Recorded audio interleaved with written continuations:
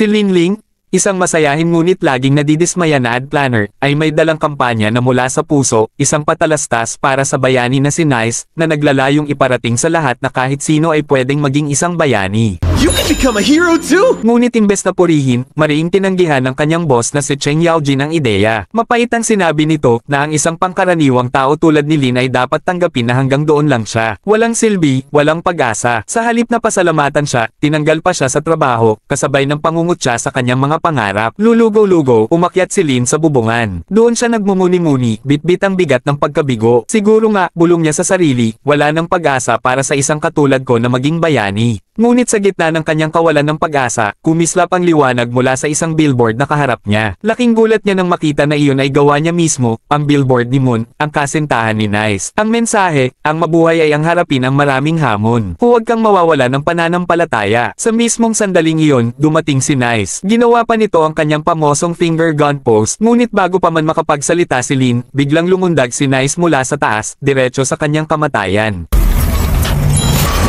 What are you doing? Hindi nagtagal, dumating si Miss J, ang publicist ni Nice. Tahimik na dinampot at dinala si Lin, upang siguraduhin na hindi siya makapagsalita sa tunay na nangyari. Sa publiko, ipinalabas na si Nice ay nagkulong lamang para mag-ensayo at bumuo ng bagong teknik sa laban. Nagising si Lin sa isang liblib na lugar. I don't care who you are. I care what you saw and heard up on that roof! He floated down, walked right past me, didn't say a word, and proceeded to throw himself off the building. He did the pose.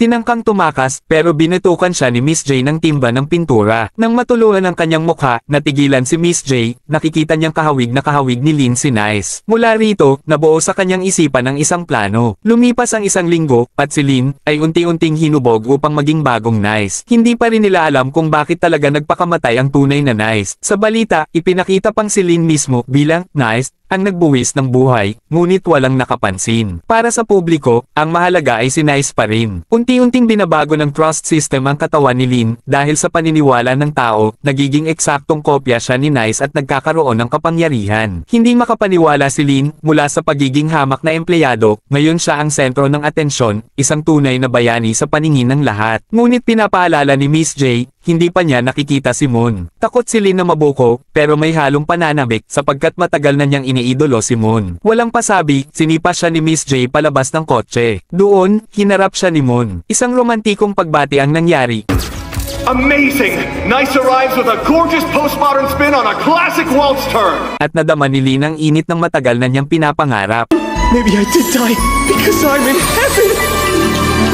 Makalipas ang ilang araw, itinulak si Lin ng tuluyan sa spotlight. Bilang Nice, napilitan siyang humarap sa publiko sa isang palabas na tinawag na True Love Recipe kung saan siya mismo ang co-host, kasama si Moon. Ngunit hindi naging madali. Dumating si Enlighter, isang bayani na rank 249 na duda sa katauhan ni Lin. Siya ang pumalit bilang host, at hayagang gustong ibisto na peke si Nice. Una, tinanong niya si Lin ng trivia, ilang beses nang lumabas si Moon sa mga commercial. What kind of gotcha question is that? Don't you try to entrap my client, you hack! In total, 134 commercials.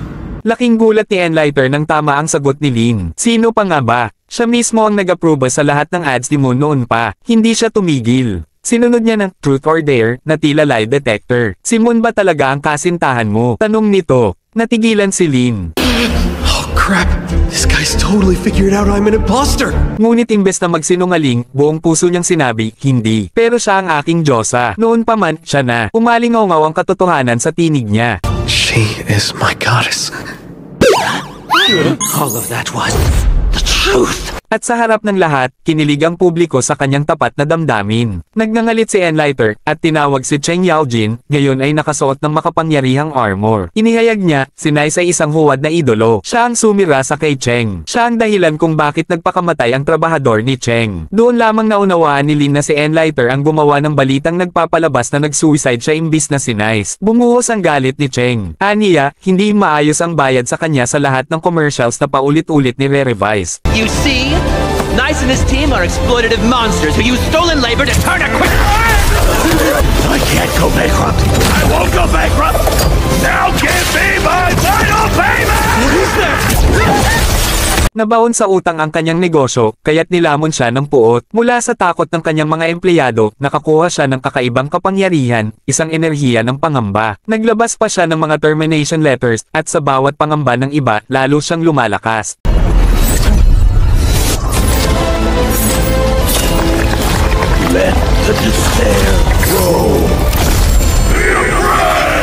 Pinitang lumaban si Lin. Tinulak niya ang sarili gamit ang lahat ng teknik na natutunan.